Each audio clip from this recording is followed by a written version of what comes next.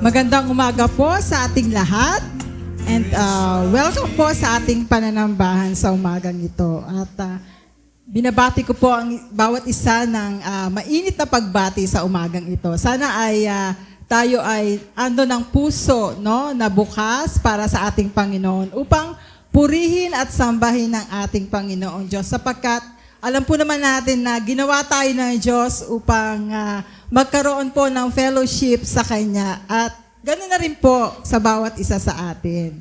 So, sama-sama po tayong magalak sa ating Diyos na buhay at magpuri sa Kanya. Tayo pong lahat ay tumayo. Ihanda po natin ang ating puso't isipan sa ating Panginoong Diyos. Ang sabi po sa Psalm 104, pumasok kayo sa kaniyang mga pintuan na may pasasalamat at sa kanyang mga looban na may pagpupuri, magpasalamat kayo sa kaniya at purihin ninyo ang kanyang pangalan. Tunay po na ang Panginoon ay mabuti sa lahat mula pa noon, ngayon at magpakailanman. Siya ay mananatiling Diyos sa atin sapagkat siya ay Diyos na buhay at karapat-dapat na purihin. So tayo pong lahat ay yumuko at tayo po ay manalangin. Ama naming Diyos na buhay, ikaw po ay tapat at totoo. Kami po ay lumalapit sa inyo ngayon na may puso na punong-puno ng pasasalamat, Panginoong Diyos. At salamat po sa panibagong araw ng pagsamba kung saan kami ay muling nagkakatipon upang itaas ang iyong dakilang pangalan. Salamat po sa walang hanggang katapatan na hindi lamang sa amin kundi maging sa aming mga anak at sa mga susunod na salinlahi. At sa oras na ito, Panginoong Diyos, inaanyayahan namin ang iyong banal na Espiritu na kumilos sa aming kalagitnaan. Buksan mo po ang aming mga puso upang ang iyong salita ay magbago ng aming buhay. Tanggapin mo po ang aming mga awitin, panalangin at buong pagsamba bilang mababang handog sa inyong harapan. Salamat po sa inyong kabutihan na patuloy naming nararanasan araw-araw.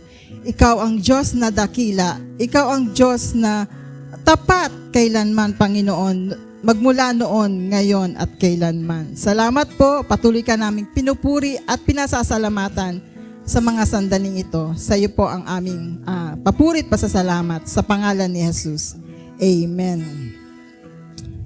So, patuloy natin at nating buksan ang ating puso't isipan. Ialay natin ang ating buong pagkatao sa ating Diyos na buhay. Inaanyayahan ko na po ang ating praise and worship team sa pangunguna po sa ating pag-aawitan. Sa magandang umaga po sa ating Panginoon at sa bawat isa. Tunay na ang Panginoon natin ay dakila. Amen?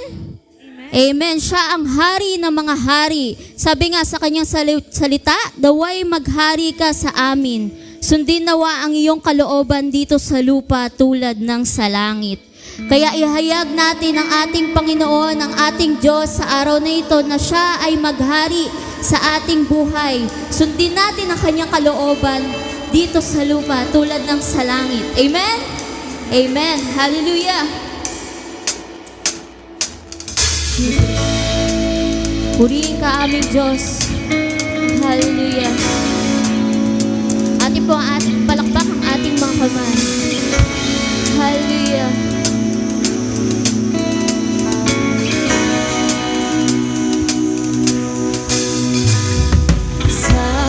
Gitna ng kaguluhan, ang tinig mo ay hanap. Hallelujah. Sa templo mong banal, ay bagong kagalakan.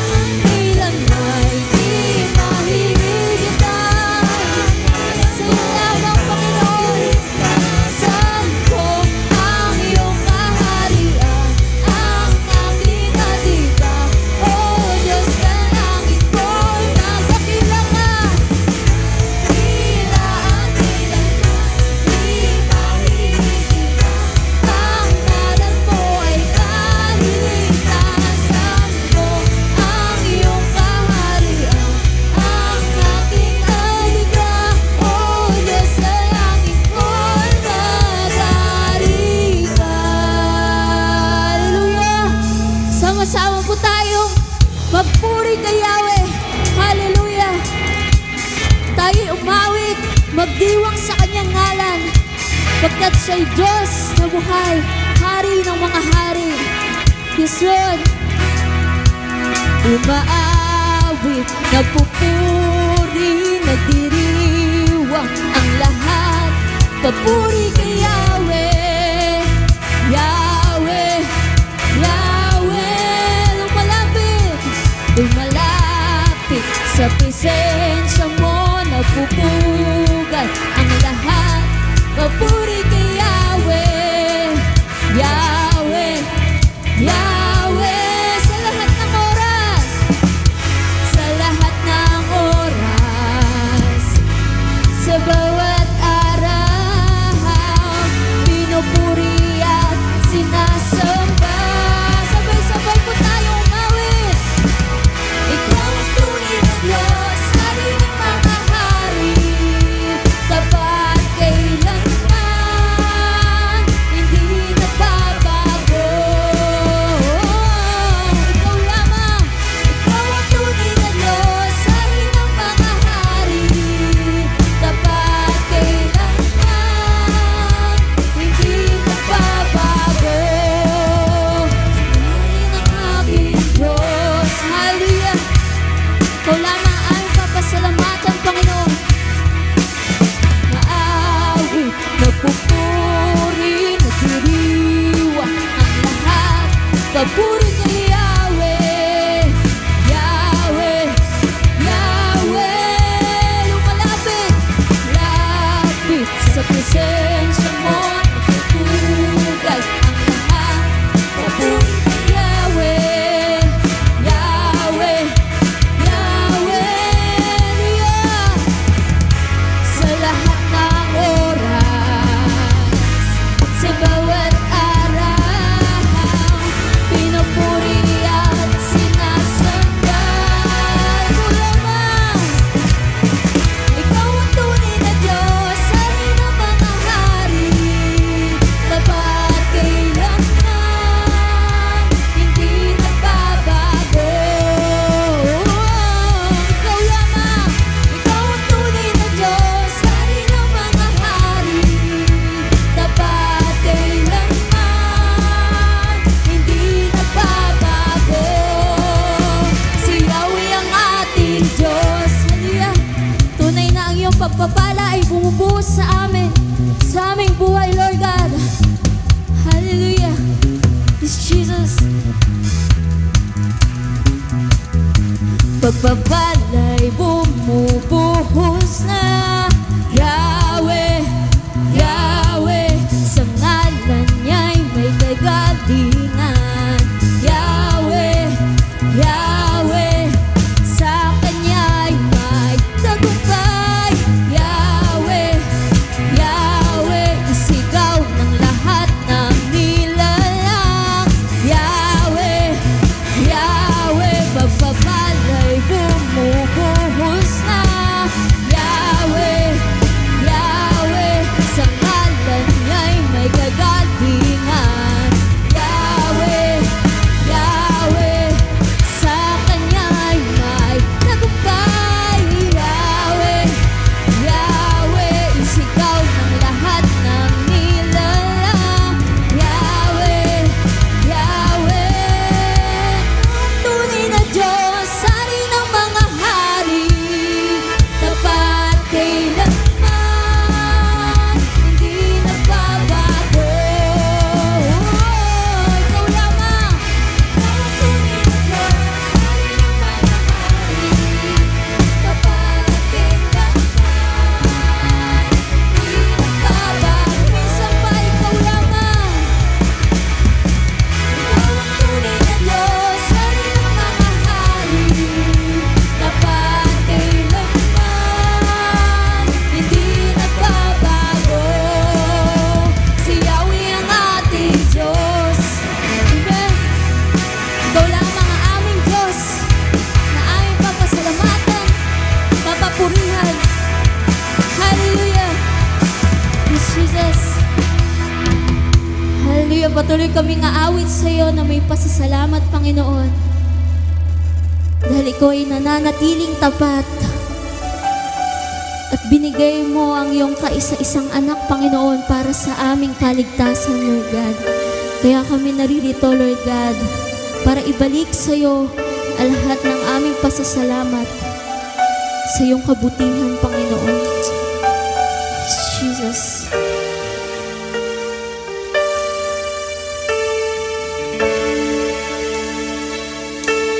Jesus, salamat. O Diyos, salamat. Nananatili kang tapat, ibinigay mo ang lahat, kulang ang buhay ko. Maging ang mundo sa langit na wag ng pag-ibig mo. Jesus, Jesus, salamat. O Diyos, salamat. Nananatili kang tapat, ibinigay mo ang lahat, kulang ang buhay ko. Maging ang mundo sa langit na wag ng pag-ibig mo. Dakila ka, dakila ka, dakila ka, dakila ang pag-ibig mo. Dakila, dakila ka, dakila ka, dakila ang pag-ibig mo. Oh, Jesus.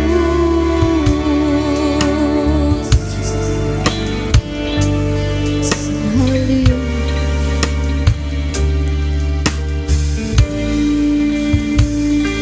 Jesus, salamat. O Diyos, salamat. Nananatili kang tapat, ibinigay mo ang lahat, kulang ang buhay ko. Maging ang mundo sa langit na wag ng pag-ibig mo. Minsan pa, Jesus, o Diyos,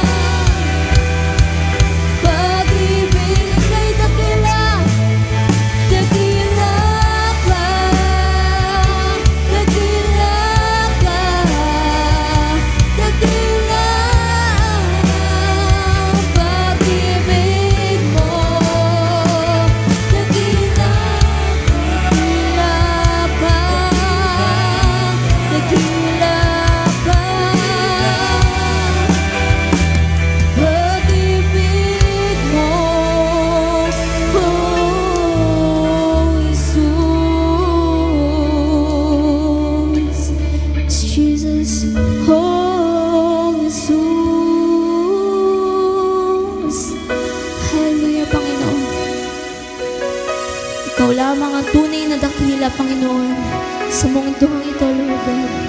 Ang siyang naghahari sa aming mga buhay. Ang siyang nagmahal sa aming Panginoon, kahit hindi kami karapat-dapat, O God. Hallelujah. Patuloy mo kami binabago, Panginoon, araw-araw, Lord God. Dahil nais mo kaming makasama, Panginoon. Hallelujah. O Diyos, Ikaw ang tunay na dakila sa mundo. Ikaw ang haring nagmahal ng tulad ko. Ginawa mong lahat, pag-ibig mo ay tapat at wagas. O Diyos, O Diyos, walang papantay sa kabutihan mo. Ang ngalan mo itataas sa buhay ko. Sundin ang loob mo, iparinig ang nais mo. Sa lahat ng panahon, Diyos ka sa amin. Sa lahat ng oras, nariyan para sa amin. Panginoong Hesus, purihin ka. Dakilain ka sa buhay ko, aming Ama.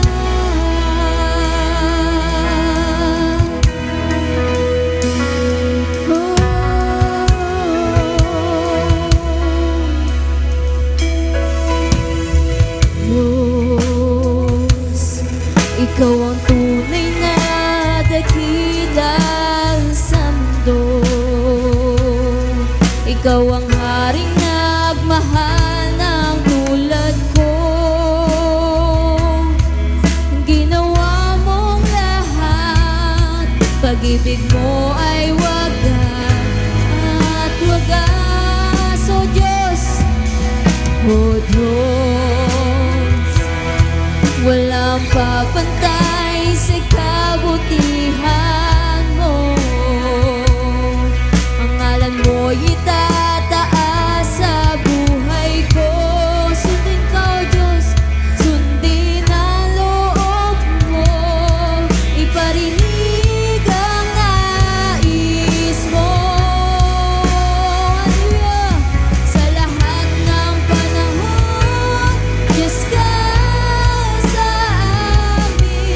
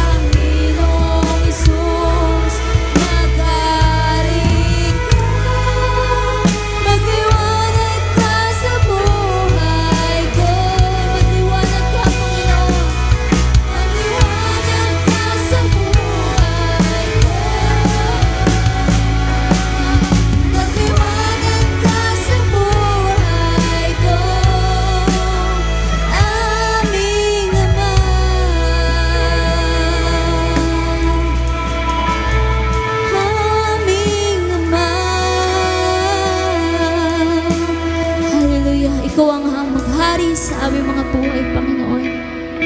Dahil ikaw lamang aming kalakasan, Panginoon. Ang aming patnubay, Panginoon. Ikaw ang dahilan, Panginoon, kaya kami naririto, Lord God. Kaya ang lahat ng ito, Panginoon, ay binabalik namin sa iyo na may papapurit, pasasalamat sa tanging pangalan mo lamang. In Jesus' name, Amen. Praise God sa ating pag-aawitan. Salamat sa presensya ng Panginoon na nasa ating kalagitnaan ngayon. Alam ko na patuloy siyang kumikilo sa ating buhay. At salamat din dahil alam ko na ang ating Panginoon ay buhay noon, ngayon at magpakailanman. Amen po ba? So ngayon ay handa natin ang ating mga sarili, no, sa ating pakikinig ng salita mula sa kanyang lingkod na dadalhin ngayong umaga. Tawagan ko po ang scripture reading. Amen. Bilang paggalang po sa salita ng Panginoon, tayo po ay magsitayo.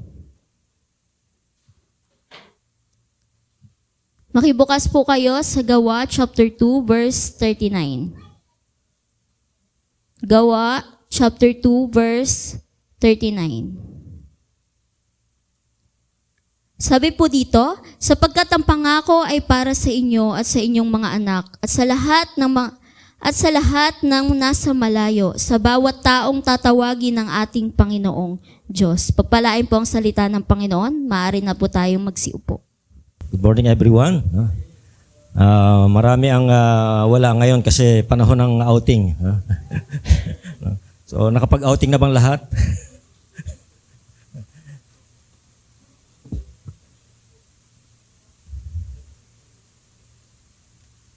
Okay, this morning po ay Missions Sunday, no? At sa ating pong Mission Sunday, ang ating pong pag-uusapan ngayon ay pinamagatang the power of God's promised faithfulness from generation to generation and beyond. No? So, doon po sa ating text sa Acts 2 verse 39, sabi riyan, the promise is for you and your children. No? Para po ito sa atin at sa ating mga anak. No? And for all who are far off, for all whom the Lord our God will call. No? Sa ating pong mundo ngayon ay puno po ng distraction. Maraming distraction sa ating mundo. Nagkalat din ang disinformations o mga fake news. At ang moralidad ay pababa ng pababa. At madalas, hindi may iwasan tayong mga magulang ay mag-worry sa ano ba ang magiging future ng next generation. But the Word of God brings us a powerful reminder. His promises are not confined to one time or people. Hindi lang, kanyang mga pangako ay hindi lang limitado sa isang henerasyon o sa mga naunang henerasyon, kundi maging sa ating henerasyon ngayon at sa mga susunod pang henerasyon. The promise of God transcends through all generations, even the past and future, and present and future generations. So sa umaga po ito, titingnan po natin ang pangako ng Diyos patungkol sa mga susunod na henerasyon. Tayo po sandaling manalangin. Dakilang Diyos, salamat po sa araw na ito. Nawa nga po sa amin pong pag-aaral ng salita, bigyan niyo po kami ng bukas sa puso at kaisipan upang maunawaan po namin ang inyong mensahe. At ito po ay aming maisa puso, Panginoon. Tulungan niyo po kami na ito pong inyong salita ay maging maliwanag sa aming puso at isipan. Bigyan niyo po kami ng kaliwanagan at hayaan niyo po ng inyong banal na Espiritu ang siyang patuloy na mangusap at kumilos sa bawat sa amin. Kung sa dalangin sa pangalan ni Jesus. Amen. Sa umaga po ito, tatlong bagay po yung ating titingnan patungkol po sa paksang ito na the power of God's promised faithfulness from generation to generation and beyond. So una po, God's promised faithfulness is generational. Ang pangakong katapatan ng Diyos ay hindi lang limitado sa isang salinlahi, kundi ito po ay para sa lahat ng salinlahi. Ito po ay para sa lahat ng generations.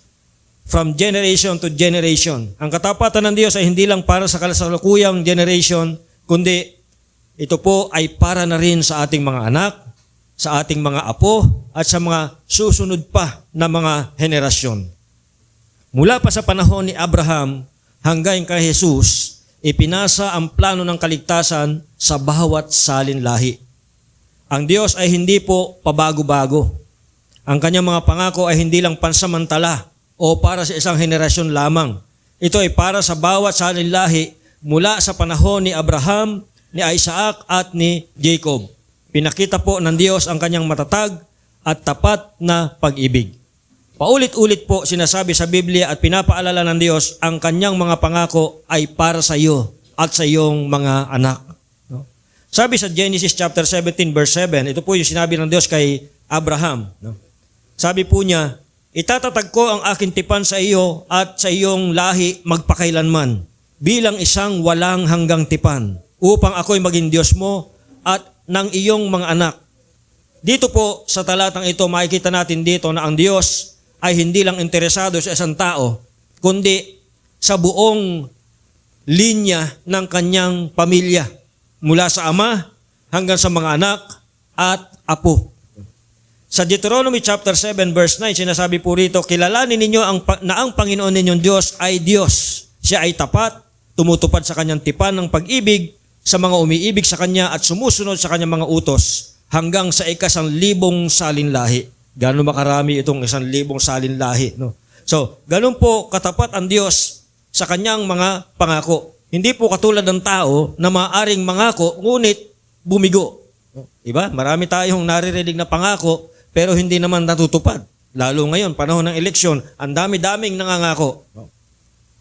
Pero pag nakaupo na o nanalo na, nasa pwesto na, lahat ng pinangako ay nakalimutan na. So kaya nga sabi nung isang kandidato natin dito, hindi ako mahilig mangako. No?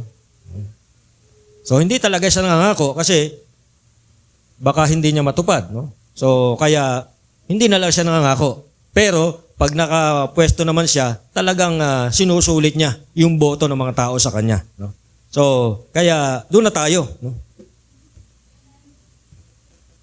Isipin po natin ang isang puno ng mangga. Yung unang nagtanim ng puno ng mangga, lalo na kung may edad na siya, matanda na, malamang na hindi na niya matitikman itong bunga ng kanyang itinanim na puno ng mangga. Kasi taon ang bibilangin bago ito mamunga. Pero sigurado na yung susunod na henerasyon ay makikinabang doon sa itinanim niyang puno ng mangga. Ganyan din po ang katapatan ng Diyos. Minsan, yung prayer ng lola ay pinakikinggan ng Diyos sa buhay ng kanyang apo. Maaaring hindi natin makita agad yung bunga ng ating pinapanalangin, pero ang Diyos ay gumagawa sa tamang panahon.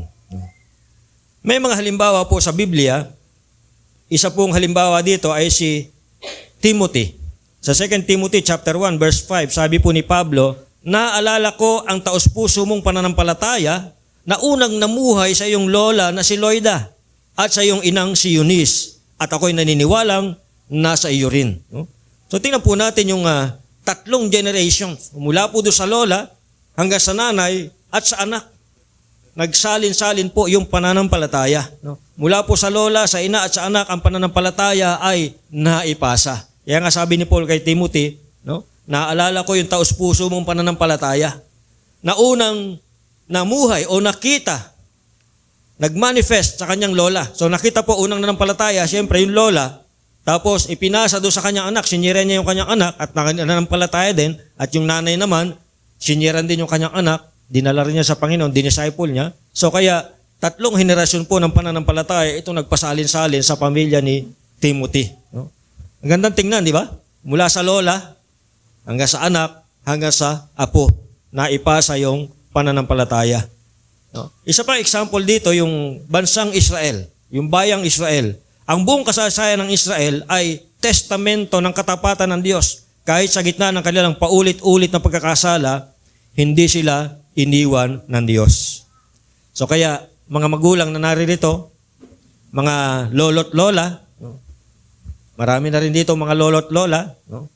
So, ito pong, ang ating pong buhay ng pananampalataya ay may malakas na epekto sa ating pamilya. Ang bawat panalangin, ang bawat pagkukwento ng kabutihan ng Diyos at halimbawa ng pagtitiwala ay binhi na itinatanim sa puso ng susunod na henerasyon. Kaya po patuloy po tayo magtanim sa puso nito mga next generations natin, itong mga bata na ito na nakikita natin, patuloy po nating tamnan ang kanilang puso ng mabuting binhi. Mga magulang, mga lolo't lola, tayo po ay mayroong impact, mayroon tayong epekto sa mga susunod na henerasyon. Mga kabataan, ang Diyos ay tapat hindi lamang sa iyong mga magulang, kundi pati na rin sa iyo. Kung papaanong sinamahan niya sila, sasamahan ka rin niya. Huwag mong isipin ang pananampalataya ay para lang sa matatanda. No? Wala namang matanda dito. Sino ba matanda dito? Iba? Meron ba? So, mga kabataan, huwag niyong isipin ang pananampalataya ay para lang sa mga tatanda. Ito rin ay para sa inyo ngayon. No? Sa atin naman as a church, no? Bilang isang katawan ni Kristo, tungkulin nating panatilihing buhay ang pananampalataya sa bawat henerasyon. Mag-invest tayo sa mga kabataan, sa mga bata, at sa mga bagong mga magulang. So, ang key takeaway po natin dito sa puntong ito, sabi diyan, ang pangako ng Diyos ay hindi nauubos. No? Hindi po yan nauubos. Hindi ito natatapos sa isang tao o isang henerasyon. Kapag sinabi ng Diyos na para sa iyo at sa iyong mga anak, ito ay pangakong may kasamang responsibilidad at katiyakang hindi siya magbabago.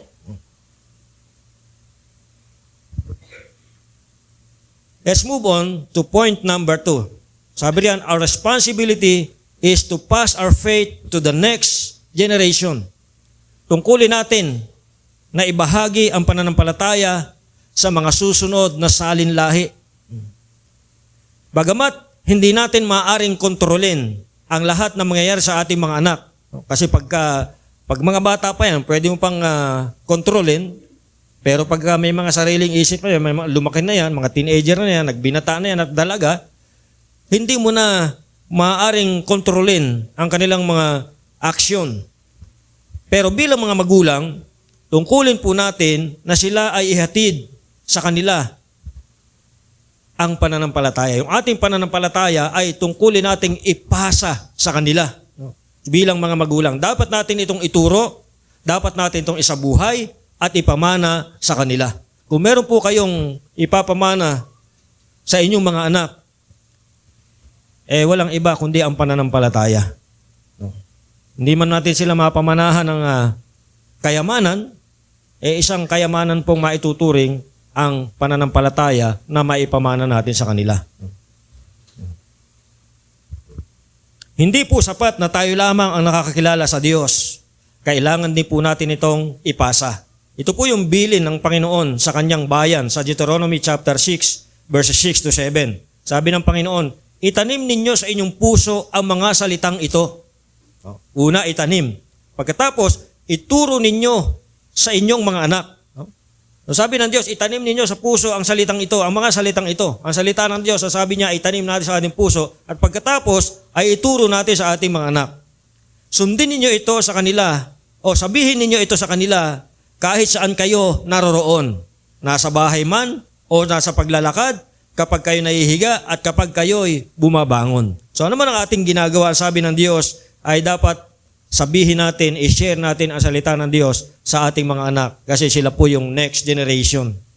And then, pagdating naman sa kanila, sila naman ang magsasali nito sa kanilang mga anak hanggang sa ito po ay maipasa hanggang doon sa mga susunod na henerasyon.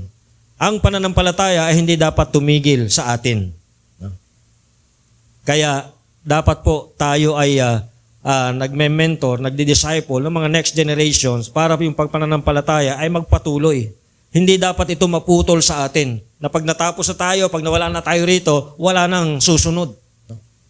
Kaya dapat po ay nagme-mentor tayo, nagtuturo tayo, nagdi-disciple tayo, pinapasa natin yung pananampalataya sa mga susunod na henerasyon. Tayo po yung mga takapagdala ng buhay na katotohanan tungkol sa Diyos upang ang mga susunod na henerasyon ay huwag lumaking ignorante, kundi lumaking may takot sa Diyos. Isipin mo yung isang relay race, di ba? Yung may pinapasang baton. So, isipin mo yung isang relay race. Hindi ka pwedeng huminto sa pagtakbo at itago yung baton. Kailangan mo itong ipasa sa susunod para makarating sa finish line. Kasi yung susunod sa'yo, hanggang di mo na ipapasa yung baton, hindi siya makakatakbo, hindi siya makakaalis doon sa pwesto niya. So kung ganito mangyayari, hindi kayo makakarating sa finish line. No? So kinakailangan tumakbo at ipasa yung baton doon sa susunod. At yung susunod naman, tatakbo rin siya at ipapasa yung baton doon sa susunod hanggang sa makarating sa finish line. Ganyan din po yung ating pananampalataya. Dapat itong maipasa ng tapat at malinaw. No? So, ito po yung mga pwede natin gawin. Una, sa tahanan, magbasa ng Bible kasama yung mga anak, magkwento ng mga ginawa ng Diyos, at manalangin bilang isang pamilya. Sa simbahan naman, disiplinahin yung mga kabataan, magturo ng Sunday school, maging modelo ng buhay na may pananampalataya. Sa personal na buhay naman natin, maging inspirasyon tayo. Ipakita natin sa mga kabataan ang isang buhay na nakasandal sa Diyos. So, ano po yung key takeaway natin dito? Ang pananampalataya ay isang pamana. Tayo ay may responsibilidad na itanim ito sa puso ng susunod na henerasyon. Hindi lang sa salita, kundi sa gawa. So, ako po bilang isang magulang, bukod po sa utang na ipapamana ko sa aking mga anak, dapat maipamana ko yung pananampalataya. No? So, hinahati-hati ko na sa kanila, yung kanilang mga babayaran pag ako'y nawala rito. So, yan po, ang pananampalataya natin ay isang pamana. Ito po'y dapat nating maitanim sa puso ng mga susunod na henerasyon, hindi lang sa salita, kundi maging sa gawa. Point number 3, trust God's faithfulness beyond our lifetime. Magtiwala tayo sa katapatan ng Diyos, maging sa lagpas na sa ating, kahit na lagpas na sa ating panahon. Hindi natin kayang bantayan ang ating mga anak habang buhay. Ba? Limited yung ating lifetime. Hindi tayo habang panahon nandito sa lupa at mababantayan natin yung ating mga anak. So darating ang time, tatawagan tayo ng Panginoon. At aalis tayo sa mundong ito. So may iiwan yung ating mga anak. So kaya hindi natin sila mababantayan habang buhay. Ngunit, ang pwede natin gawin ay maaari tayo magtiwala sa Diyos na siya ay tapat at makapangyarihan upang ituloy ang kanyang pangako sa kanila kahit wala na tayo dito sa mundo. Ang katapatan ng Diyos ay hindi limitado sa buhay natin ngayon. Ang kanyang mga pangako ay umaabot sa mga henerasyong darating. Sabi sa Psalm 100 verse 5, sapagkat ang Panginoon ay mabuti, ang kanyang tapat na pag-ibig ay magpakailanman, at ang kanyang katapatan ay sa lahat ng salinlahi. Maaring hindi natin makita ang lahat ng katuparan ng mga ipinapanalangin natin. Pero ito po yung maaasahan natin.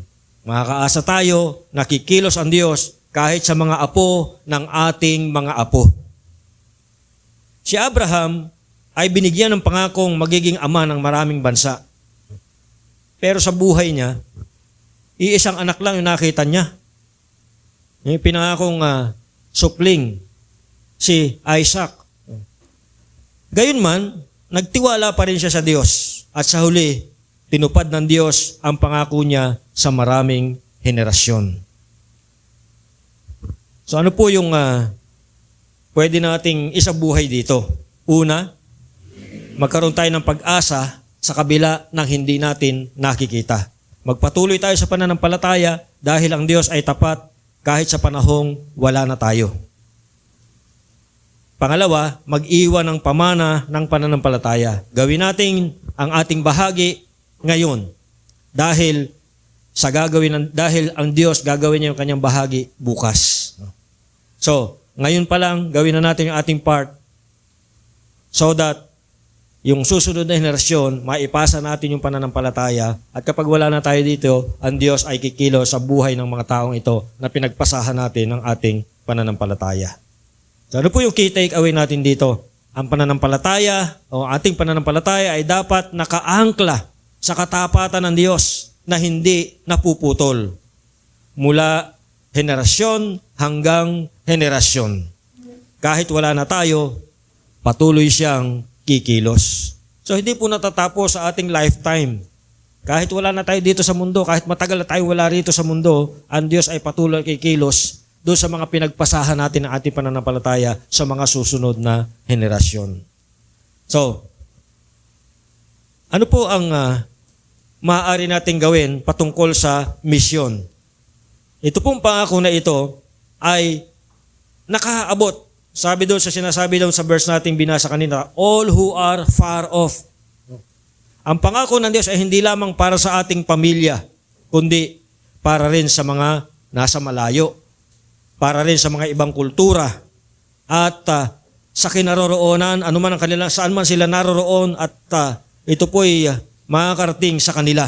Ito ang panyaya natin ng Panginoon sa atin para tayo ay lumabas at magbahagi ng ebanghelyo sa mga hindi pa nakikinig. Ilang mga talata po yung nais ko pong basahin. Yung Acts 2:39, binasa na natin kanina. Kung meron po kayong mga Biblia, samahan niyo po ako sa Isaiah chapter 49, verse 6.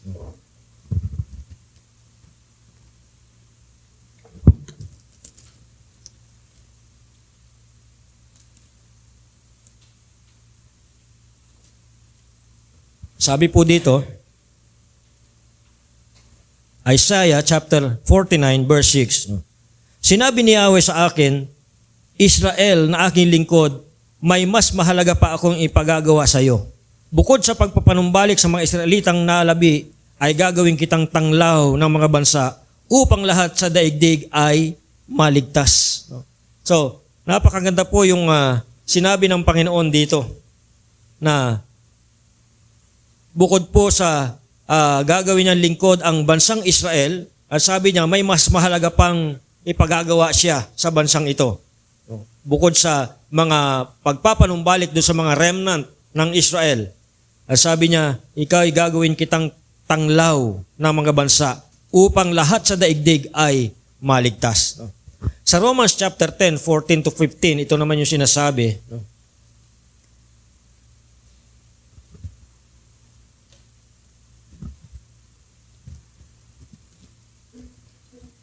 Romans 10, 14 to 15, sabi rito, ngunit paanong tatawagan ng mga tao ang hindi nila sinasampalatayanan? Paano nga naman tatawag ang tao sa hindi niya sinasampalatayanan? Paano silang mananampalataya kung wala pa silang napapakinggan tungkol sa Kanya? Paano naman sila makakapakinig kung walang nangangaral? At paano makakapangaral ang sinuman kung hindi siya isinusugo? Ayon sa nasusulat, o kay inam na makitang dumarating ang mga nagdadala ng mabuting balita. So, para po manampalataya ang isang tao, ang sabi rito, kinakailangang merong mapakinggan. Para sila makapakinig, kinakailangan merong isusugo.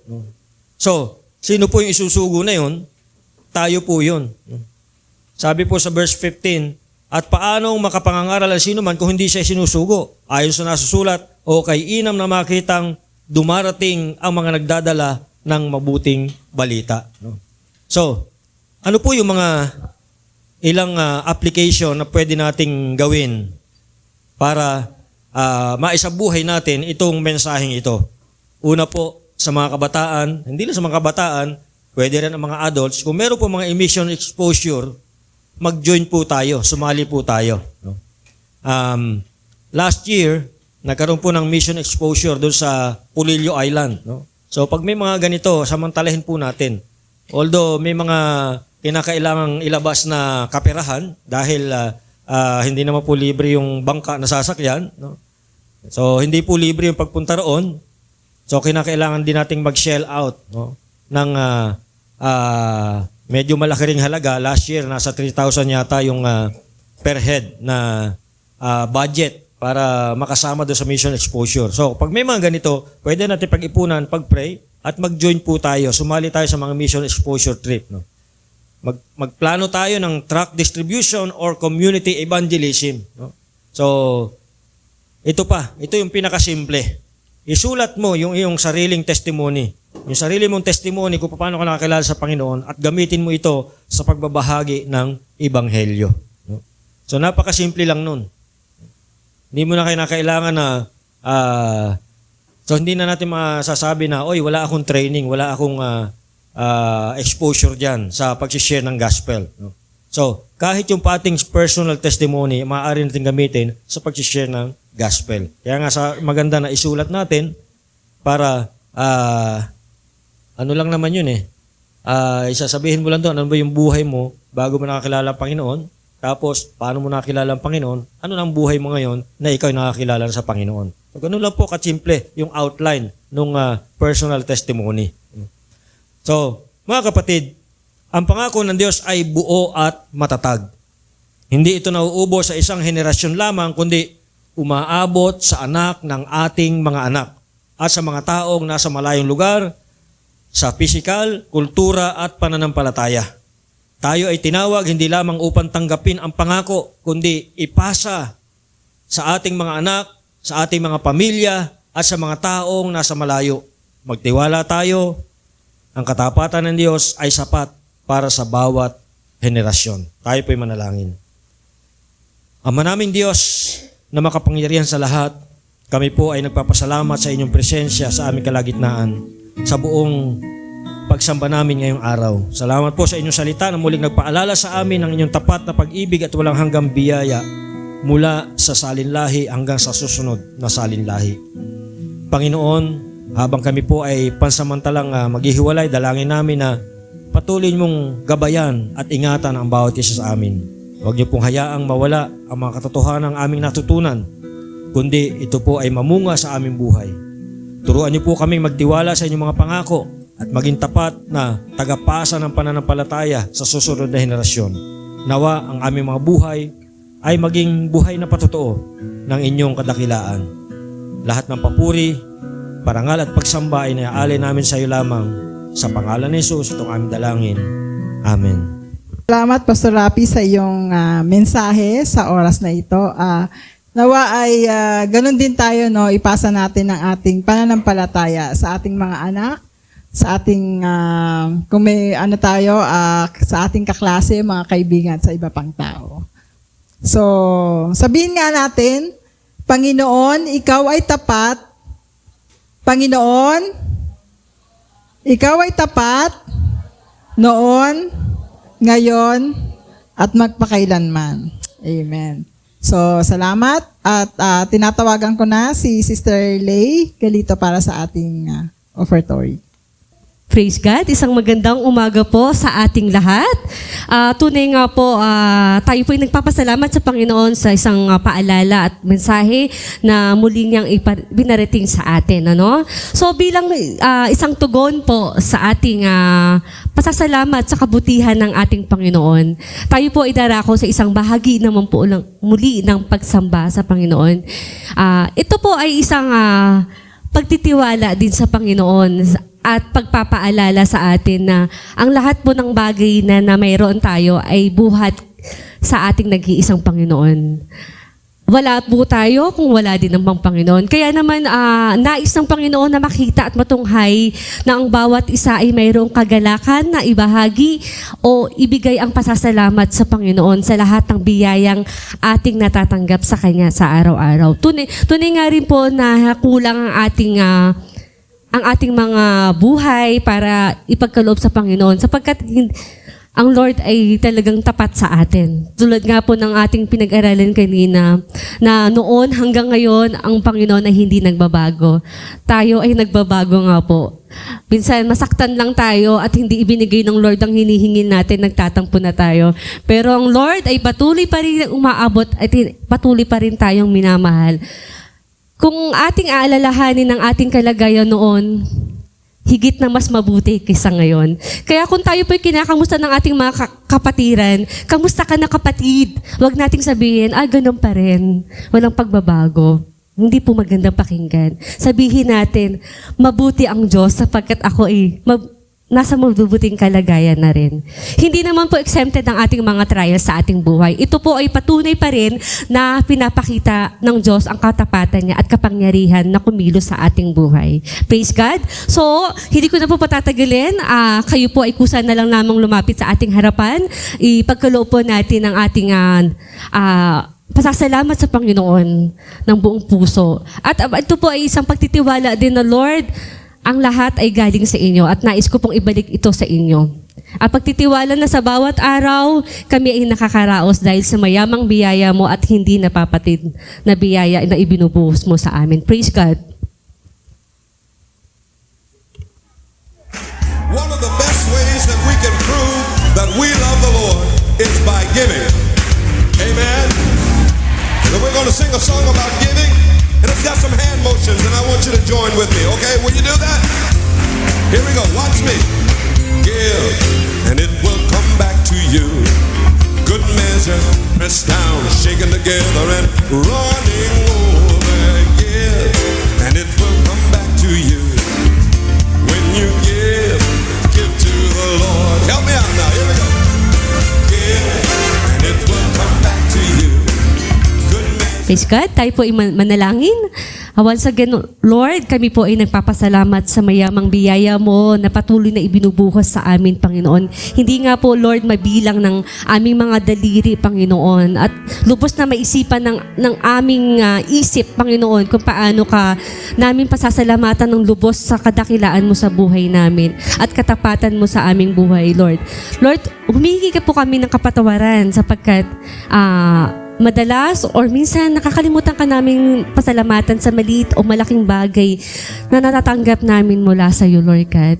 Patuloy mo kaming dagdagan ng aming pananampalataya sa iyo na magtiwala sa iyo, Panginoon, na ikaw lamang ang ultimate sources of everything sa aming buhay, Lord God. Patuloy kaming na sumunod sa iyo sapagkat ang pangako mo, Lord, ang sumusunod sa inyo, Lord God, ay iyong pagpapalain, Panginoon. Salamat po sa bawat isa na naririto, Panginoon, na nakibahagi, Panginoon, sa pananambahan ngayon at sa pagkakaloob sa iyo. Ibalik mo po ito, Lord, sa kanila ng siksik, liglig at umaapaw.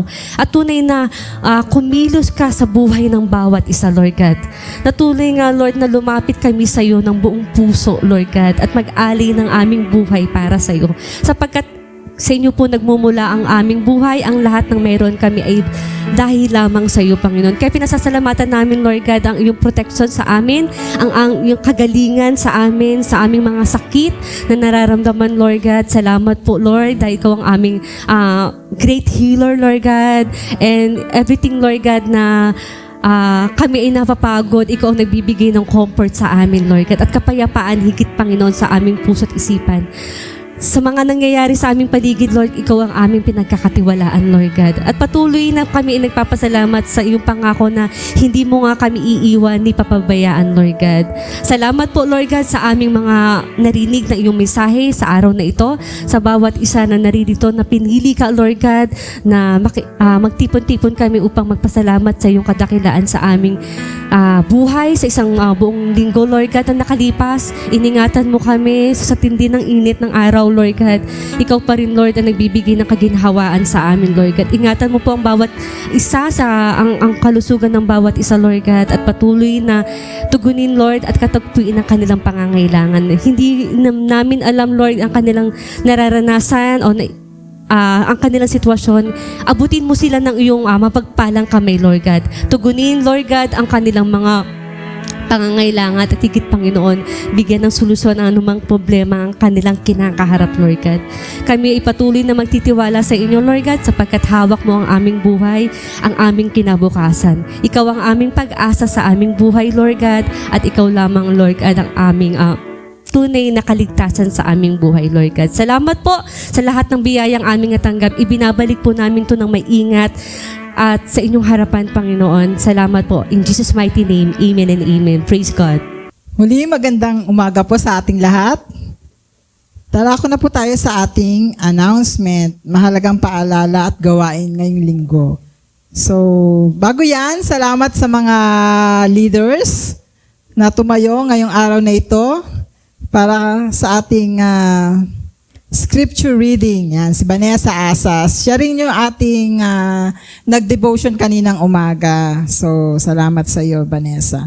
And then, salamat din sa ating speaker, si Pastor Rafi Malang. At salamat din sa ating praise and worship team. Di ko na kayo isa-isahin, pero salamat sa inyong effort, time, at saka sa inyong pagpa-practice kahapon. So, thank you sa pag-lead sa amin ngayong araw na ito.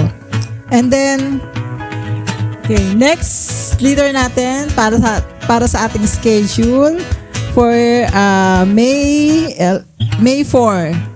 Ang ating MC si Luis Malang o LJ. Sa ating offertory si ano ba yan? Walang nakalagay kasi. Si Henrik Malang para sa offertory and si si Miguel Obmerga sa ating offertory ba yan? Okay. Basta, yan. Naka-schedule dyan.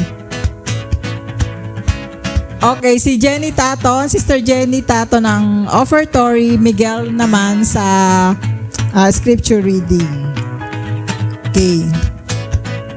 So, ang ating prayer meeting every Wednesday at 8 p.m. Ito naman sa mga kabataan, ang small group, Saturday at 4 p.m. Children's Sunday School, mamaya po 3 p.m. Ang sponsor natin mamaya ay si April 27. Miranda. Miranda. Okay, Miranda family. Hindi ko na si Donna. Pero, yan. Ito yung nakalagay dito. Okay. And then, other announcements. Don't watch. Wala tayong don't watch sa Sabado kasi meron tayong prayer day. Okay. Next natin. SELD AMP District Assembly, ang team nila ay Faithful Men, Impacting Generations. Speaker natin si Reverend Rafael Malang. Date and time sa May 1, 9 a.m. hanggang 3 p.m. Ang venue ay sa Cells Alive Village East. May registration fee na 250. Medyo malaki-laki. So, yan. Invite natin ang ating mga asawa kung kayo ay kung available ang asawa nyo sa May 1. So, please join sa ating District Assembly ng mga men. SELD Youth Sport Fest. Date sa May 3. Sabado ito. Venue ay Faith Christian School. May registration fee na 25 pesos for spectators, 75 pesos for players. Ang sports po ay basketball. Ang age limit dito ay 14 hanggang 25 years old. Sa volleyball naman, 14 hanggang 29. Badminton, table tennis, at chess. 9 years old hanggang 29 years old. Maximum of 2 sports lang po. Individual can join. Basketball and volleyball can't be both selected. So,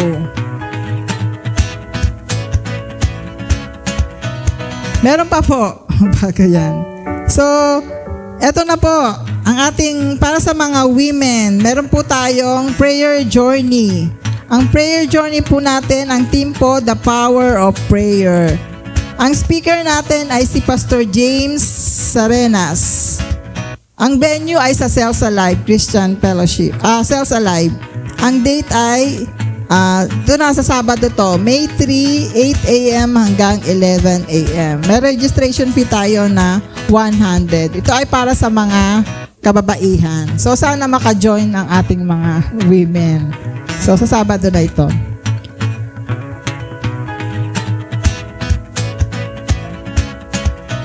Yeah. Happy birthday kay Vanessa Asas. Kasabay niya si Gideon. So happy birthday ngayong araw na ito. Anong gagawin natin, Vanessa? So yun. So happy birthday. May God bless you sa araw na ito. Sana ay ma-enjoy mo yung birthday mo. So batiin natin siya mamaya bago tayo lumabas. So, yun lamang po ang aking announcement. Ibabalik ko na po kay Pastor Rafi Malang para po sa ating closing prayer and benediction. Let us sing our closing song.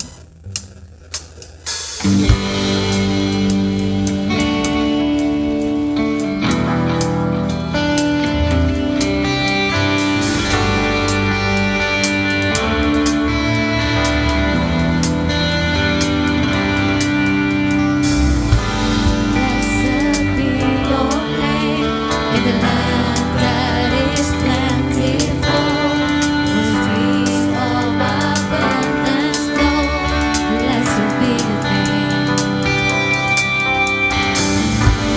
Blessed be your name when I'm found in the desert place, walk through the wilderness. Blessed be your name. Every blessing you pour out, I turn back to grace. When the darkness closes in love, still I will say, blessed be the name of the Lord. Blessed be your name. Blessed be the name of the Lord. Blessed be your glorious name. Blessed be your name, where the sun's shining down on me, where the world's all I see should be. Blessed be your name. Blessed be your name, on the road marked with suffering, you'll take in the offering. Blessed be your name. Every blessing you pour out, I turn back to praise. When the darkness closes in love, still I will say, blessed be the name of the Lord. Blessed be your name. Blessed be the name of the Lord. Blessed be your glorious name. Blessed be the name of the Lord. Blessed be your name. Blessed be the name of the Lord. Blessed be your glorious name.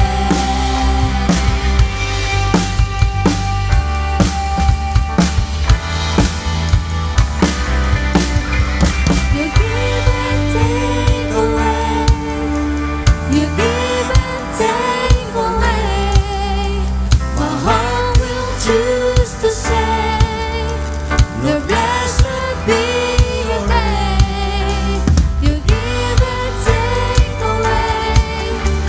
You give and take away. My heart will choose to say, Lord, blessed be your name. Blessed be the name of the Lord. Blessed be your name.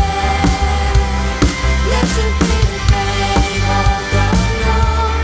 Blessed be your glorious name. Blessed be the name of the Lord. Blessed be your name. Blessed be the name of the Lord. Blessed be the glorious name.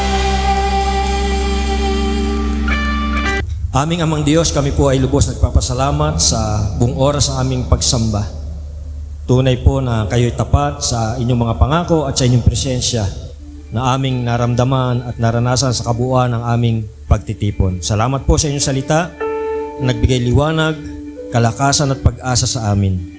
Salamat sa pagkilos ng inyong banal na Espiritu na patuloy na bumabago sa aming mga puso.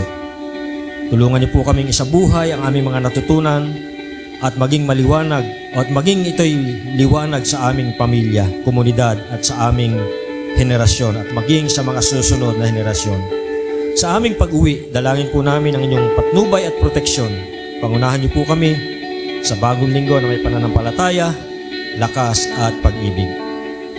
At ngayon mga kapatid, tanggapin ninyo ang pagpapala ng Panginoon. Pagpalain kayo ng Diyos Ama na siyang tapat mula pa noong una hanggang sa mga susunod na henerasyon. Pag-ibig at biyaya ng ating Panginoon Kristo naway sumainyo palagi. at ang pakikipisan ng Banal na Espiritu ay sumainyo ngayon at magpakailanman. Amen. Amen. God bless you all. Magandang tanghali po sa ating lahat. Meron po